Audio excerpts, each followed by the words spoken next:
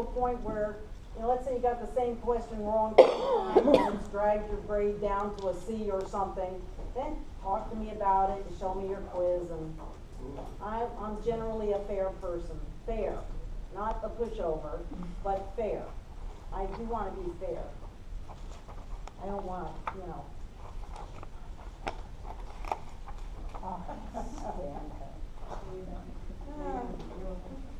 Because really, you know, it's not my education, it's your education. Of course it matters to you. It should matter to you. You know, more important to you than it is to me. So why would I not be fair to you? All right. Okay, there was a PowerPoint slide we looked at in the antibiotic chapter. It showed little bacteria growing on a petri plate, and then they showed what happens when you don't finish taking your medicine. What happens when you don't finish taking your medicine? The resistant cells grow, right? If you don't finish taking your medicine, you expose the bacteria to the medicine, the sensitive ones die first. If you don't finish taking your medicine, the strong ones, the resistant ones, are still going to be there. They're going to overgrow, and then you're going to have a superbug. And what scientific notation? Right. What's scientific notation? Scientific notation is like this. So instead of saying 56,000, I'll say 5.6, that's my coefficient, times a factor of 10. 10 to the 1, 2, 3. 10 to the third. If it was 0.5600, then I would express it as 5.6, oh gosh, I can write 5.6 times 10 to the negative 1. Because I moved it one space, right? So if it's smaller than 1, it's a negative power. If it's bigger than 1, it's a positive power. Okay. Some of them you just have to think your way through. Which is stronger, penicillin or methicillin? Methicillin. Which is stronger, methicillin or vancomycin? Vancomycin, right.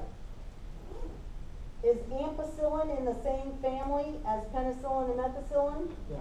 Absolutely, right. So if a bacterium is resistant to methicillin, it's automatically resistant to penicillin and ampicillin too. And so what are we going to treat for somebody who has MRSA? Vanco. We're going to use the vancomycin. What if that person has VRE? What are we going to do? Something other than vancomycin, right? You're right. Something other than vancomycin, because it's vancomycin resistant Enterococcus faecium or faecalis. It's not going to work. What will happen with a normal, healthy patient, so to speak, so when you're in the hospital, you're weak, you're down and out, and you get VRE.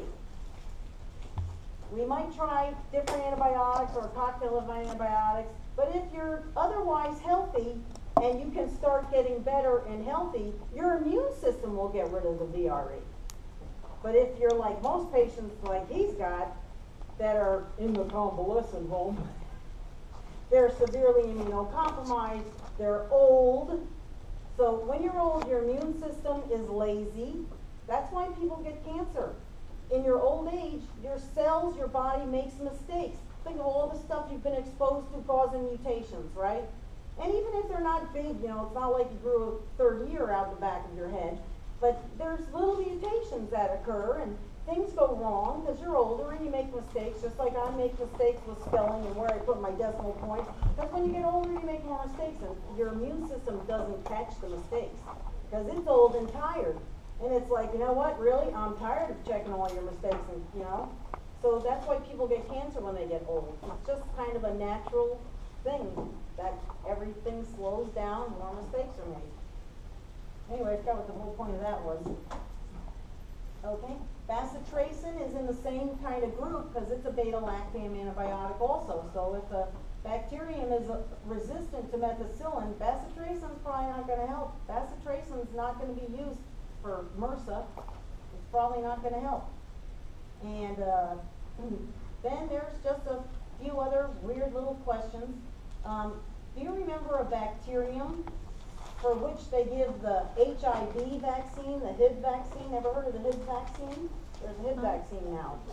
Haemophilus influenza B. Is Haemophilus influenza bacteria or virus? Virus. Bacteria. Yes, it. So on your list. Right. And the reason why I put that on your test is because people are confused. Haemophilus influenza is HIV. There's a vaccine for it. Sometimes, I think typically children. Ugh, epiglottitis, like, and they choke. Yeah. There was a girl in my class who said she had it when she was a kid. But there's a vaccine for it. It's bacteria. Just because influenza's in the name doesn't mean it's flu. It's a confusing thing. I totally agree. But they do say Haemophilus bacteria is commonly transferred between humans and is a big disease causer. Influenza is a virus. Haemophilus influenzae is bacteria. That's HIV. And you know what VREF is? And you know what MRSA is? And you know what your escape pathogens are. So that old stuff doesn't really go away, and you'll see it again on your final. But you'll just get some questions where you have to kind of think your way through. So we reviewed. I'll finish teaching you viruses and also epidemiology next week. Maybe we'll watch a virus movie. We'll wash our hands.